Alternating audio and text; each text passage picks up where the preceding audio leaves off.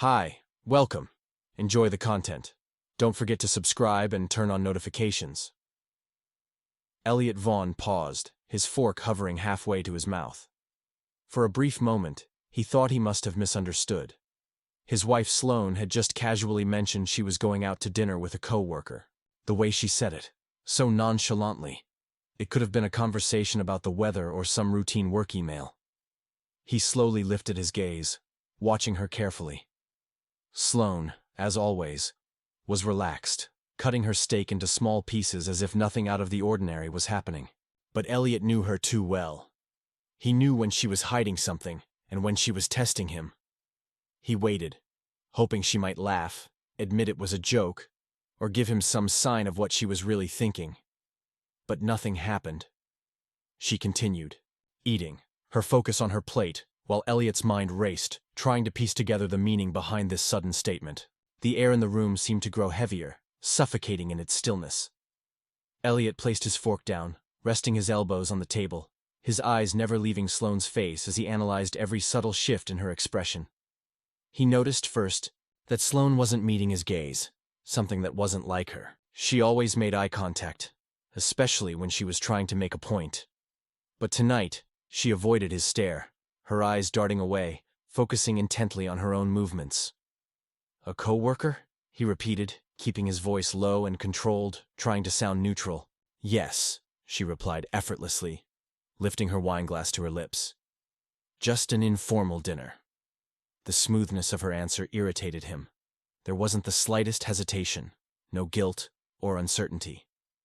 She spoke as if this were the most ordinary thing in the world, as if this wasn't a conversation that should have raised any red flags.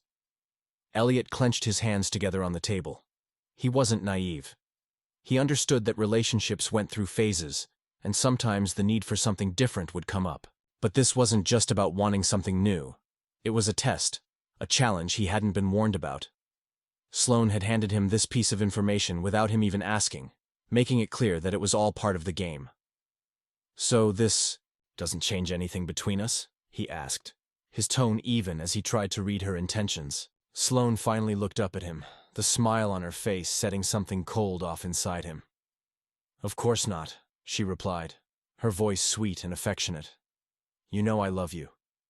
For a moment, Elliot felt a strange urge to laugh, but instead he just leaned back in his chair, swallowing the tightness in his throat. He could have reacted in a dozen different ways. He could have shouted, demanded an explanation, or confronted her directly. But if he did that, he'd be doing exactly what she expected. So, he chose a different route. He smiled. Just a light, casual smile, like someone who'd just heard a joke that wasn't all that funny. Then, with all the ease in the world, he said, "Maybe I should go out with someone too." The silence that followed was the real turning point. Sloane blinked, as if she'd been hit by something invisible. Elliot saw the immediate shift in her body language. Her relaxed posture stiffened, her hand gripping her fork more tightly than before. She hadn't seen this coming. This was her game, and Elliot had just flipped the board over. "Oh, really?" she asked, her voice lower now, without the same confident ring it had carried before. Elliot maintained his composure, swirling his wine in his glass. "Yeah, maybe I should give it a try. There's this woman at the gym, Tessa. I think she'd be up for it." That's when it happened. Sloane's expression changed almost imperceptibly. The color drained from her face for a split second, and her lips pressed into a thin line betraying a flash of discomfort. Elliot saw it all, and in that moment, he knew. If what she was suggesting really meant nothing, if it was truly just an innocent dinner with a coworker, then why did the mere mention of another woman bother her so much? It became clear to him. This was about control. She wanted to be the one calling the shots, making the rules. But Elliot had just taken that power away from her, and he didn't need to say another word. He went back to eating, as though nothing had changed. But inside, everything had shifted. He now understood the rules of the game, and they had just changed forever. The silence that filled the space between them wasn't comfortable anymore. It wasn't shared. It was thick, tense, and heavy with unspoken words. Sloane tried to act normal, but she knew something was different. Elliot hadn't reacted the way she'd expected. He hadn't confronted her, demanded answers, or caused a scene. Instead, he'd embraced her idea with a casualness that unsettled her. That night, and every night after, Elliot seemed like a different person. His habits hadn't changed, but there was something new about him, something she couldn't quite pinpoint. He still left for work early and came home at the same time, but now he carried himself differently. He was lighter, more at ease in a way that made her uncomfortable. She started noticing the little things. Elliot was putting more effort into his appearance, nothing flashy, but enough for her to notice. He spent longer choosing his shirts, fixing his hair before leaving. And, above all, he seemed more distant. His phone, which used to be left lying around carelessly, was now always by his side. It vibrated more often than she liked, and it bothered her deeply. Sloane tried to ignore it. She told herself it didn't matter, that she was the one who had opened this door. After all, she was the one who had planted the seed by suggesting the idea in the first place. But now, she found herself standing on the edge of a cliff she hadn't expected to be on. And the fear of what she'd unleashed was more real than ever, approaching, and the tension in her chest grew by the hour. She didn't understand why she felt that way at the start of the week. She'd been sure she was in control. But now, for the first time, she felt that control slipping through her. Fingers then came. The final blow while they were making dinner on Thursday night. Elliot broke the silence. "Tomorrow I'm going out." Sloane, who was chopping vegetables on the cutting board, felt. Her hand faltered for a second. She forced herself to keep moving without looking. "Oh really?" "Yeah," he answered. Without rushing, not caring to add any details, she waited for him to say more. But all she heard was the sound of the knife on the cutting board, and the low sizzle of oil, heating in the pan. Her chest tightened. She didn't want to ask. She didn't want to seem curious, but she couldn't help herself. "Any specific plans?" Elliot wiped his hands on a dish towel, then turned and leaned against the counter. He looked at her for a moment before answering, and when he finally spoke it, was with a disconcerting calm. "I'm going out with Tessa." The knife stopped. All the air seemed to leave the kitchen. Sloane blinked a few times, processing what he just said. Her stomach twisted, her heart started pounding in a way she didn't want to admit, but she took a deep breath, set the knife aside, and turned to him with a practiced smile. "That's good, have fun." Elliot held her gaze for a moment, like he was waiting for a reaction. Beyond that. But when he realized she wouldn't give him the satisfaction, he just nodded, picked up his plate, and went to the dining room. Only when she was alone in the kitchen did she allow her expression to change. Sloane slumped against the counter, feeling her legs weaken. Her fingers gripped the edge of the marble as she tried to steady her breathing. She wanted to ignore what she was feeling, but she couldn't. The truth was undeniable, cruel, devastating. The thought of Elliot with another woman was eating her up inside. The next day, Sloane spent the entire day restless. She tried focusing on work, answering emails, booking meetings, but her thoughts kept circling back to the same question. Was Elliot really going out with Tessa? She wanted to believe he was bluffing, just responding to her own move, but something inside her, something unsettling and persistent, told her he wasn't. Elliot wasn't the kind of man who played games. If he said he was going out with Tessa, then he would. As the hours passed, the uneasy feeling grew for the first time. In a long while, Sloane felt something. She wasn't used to feeling insecurity. By afternoon, she tried to ignore the anxiety and stick to her original plan. After all, she also had plans that night, a dinner with her coworker he texted to confirm.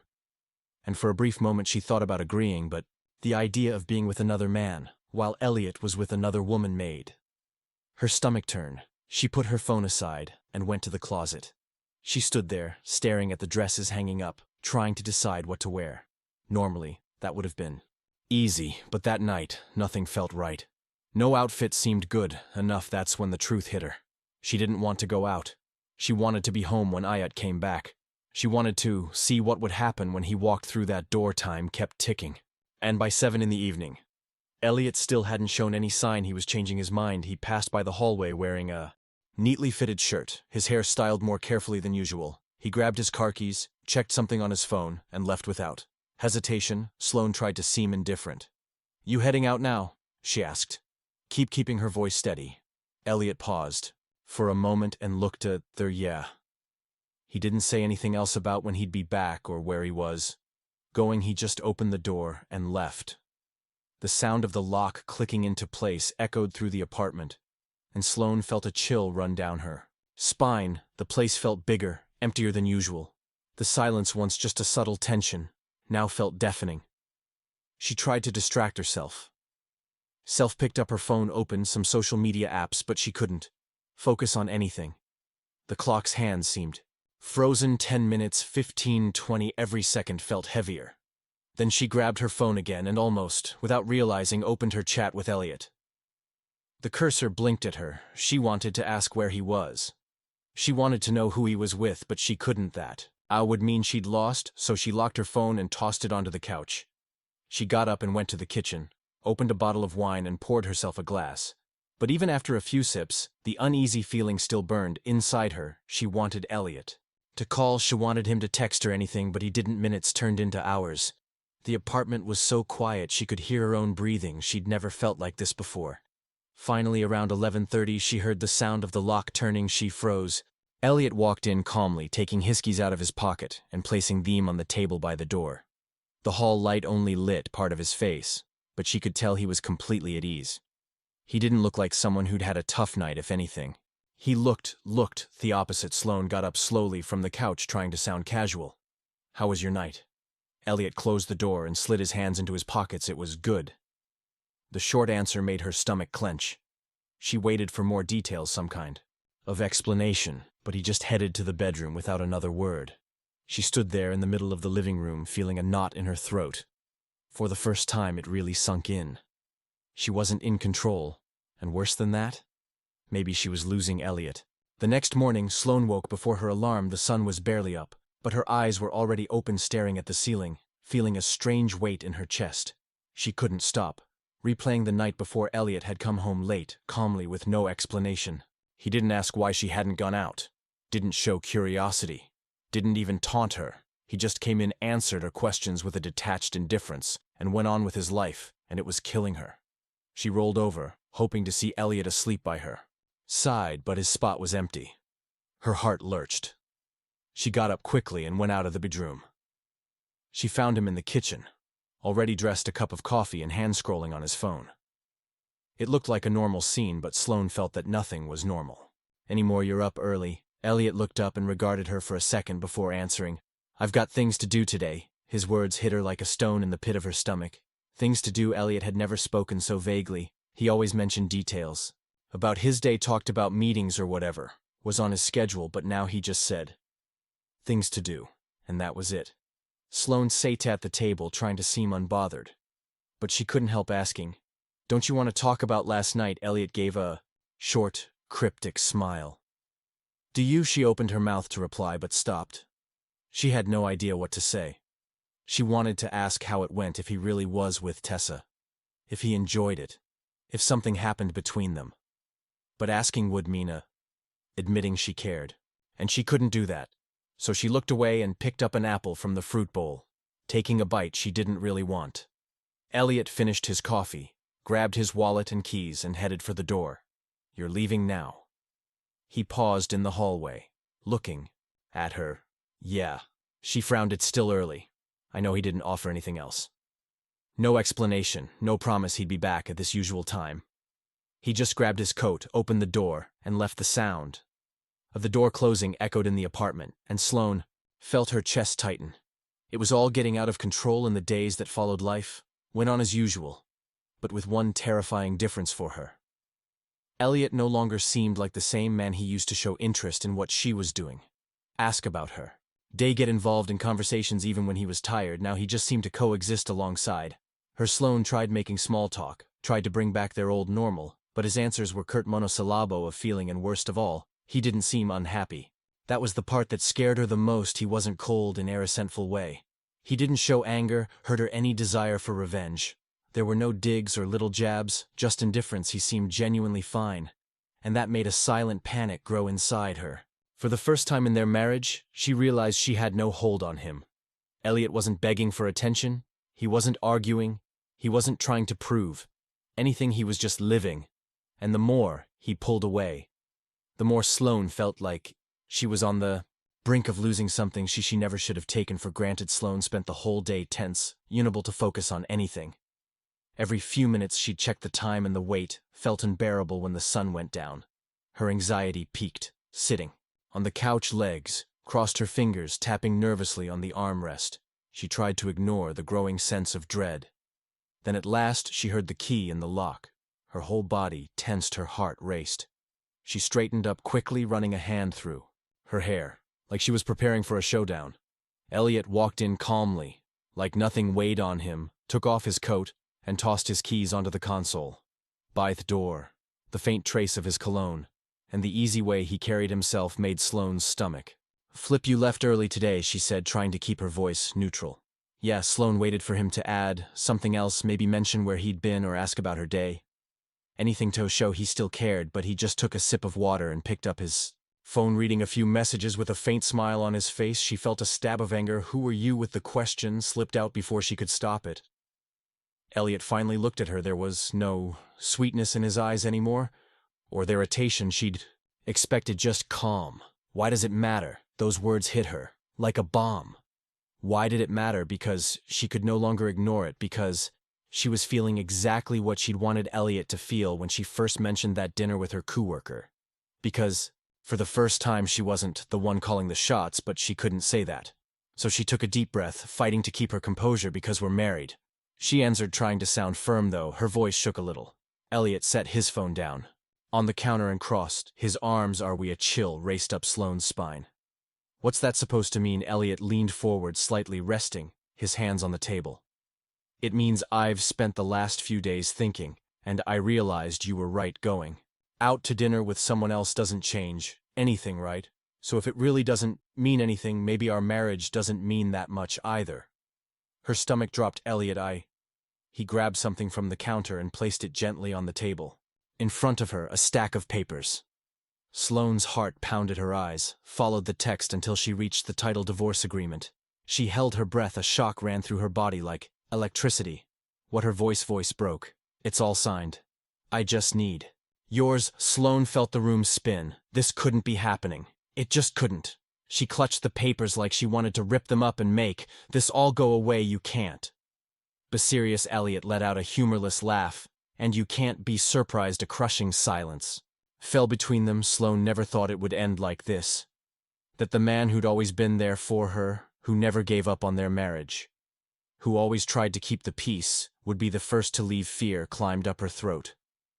But she swallowed it. She had to fix this. She had to make Elliot change his mind. She took a deep breath, pushing the papers aside. "Okay, I forgive you for going out with Tessa. We can forget about all this and start over." I laughed again. Not with relief or humor, but a bitter edge. "You forgive me?" he repeated, incredulous. She felt a knot tighten in her chest. "Yes, if you forget what I said about going out with my coworker, we can pretend none of this happened." Elliot's gaze hardened. He leaned in slightly, his voice firm and unwavering, and said the sentence that shattered Sloane completely. "I don't need your forgiveness." She froze. Elliot grabbed his coat and picked up a suitcase that was already packed. Sloane jumped up, panicked. "Wait, where are you going?" He opened the door, moving on without another word. He walked out. The sky was already dark when the door closed behind him. Sloane stayed there, staring at nothing, hearing only her own heart pounding in her ears. The apartment felt huge, silent, empty. And at that moment, she understood that she'd never really been afraid of losing Elliot because of love. What really scared her was losing control over him, but now it no longer mattered, because it was already too late. Thank you for watching the video. If you enjoyed it, don't forget to subscribe to the channel and turn on notifications so you won't miss any updates. See you next time.